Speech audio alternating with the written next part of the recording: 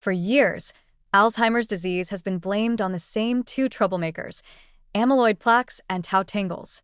They've hogged the spotlight, starring as the villains in every textbook and news article.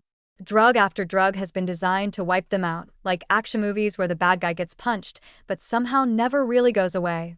And yet, after decades, those therapies haven't delivered the blockbuster ending we were hoping for. But what if the real party crashers weren't the plaques at all? What if, lurking in the background, there's been a wild fat party going on inside the brain's immune cells, and no one thought to check? That's exactly what new research out of Purdue University suggests. And the more you hear about it, the more it makes sense. Here's the scene.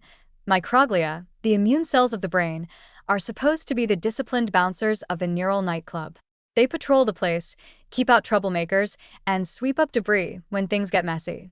But somewhere along the way, they start accumulating fat, tiny lipid droplets, like confetti piling up after an out-of-control party. At first, these droplets might look harmless, even decorative. But as the piles grow, the microglia slow down. They get distracted, overwhelmed, weighed down. Instead of kicking out toxic proteins like amyloid beta, they're stuck dealing with their own mess. And here's where the story gets surprisingly funny. Imagine you've got a team of elite security guards, ripped and ready to protect the club. Now picture them eating so many nachos and wings on their shift that they can't even get up from the bar stool. That's essentially what happens in Alzheimer's brains. The guards get fat and sluggish, and the real troublemakers, plaques and tangles, slip in unchallenged. The culprit enabling this lipid binge? An enzyme called DGAT2. Think of DGAT2 as the bartender who just won't stop pouring drinks.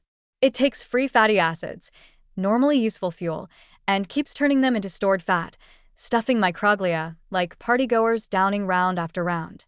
The result? Lipid droplets everywhere. It's not just plaques in the brain that matter.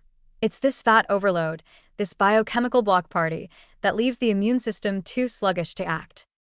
But here comes the good news.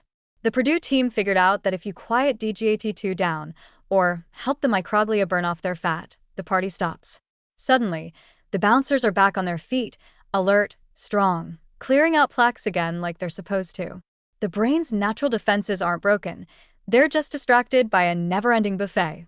Once the fat storage slows, the microglia get lean, mean, and ready for action again. That flips the Alzheimer's story on its head.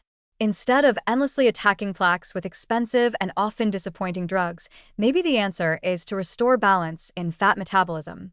Instead of thinking of the disease as an unstoppable wrecking ball, we can see it as a mismanaged party that can be cleaned up if you just shut off the music, take away the drinks, and get the janitors moving again. It's also an encouraging reminder that biology is rarely about a single villain. Plaques are still part of the problem, but they may not be the main act. Lipid droplets, long dismissed as background noise, are now stepping into the spotlight. And with them comes a fresh therapeutic angle, one that feels not only scientifically promising but deeply relatable. Who hasn't seen what happens when too much indulgence leads to chaos? Who hasn't needed a little reset after the party goes too far? So yes, plaques have dominated the Alzheimer's headlines for decades. But if this research is right, the real drama is happening at the lipid party. And maybe, just maybe, if we learn how to quiet that scene, we'll give the brain a fighting chance to heal itself. Because sometimes the solution isn't to keep punching the bad guy, it's to realize the real enemy is the endless nacho bar in the corner.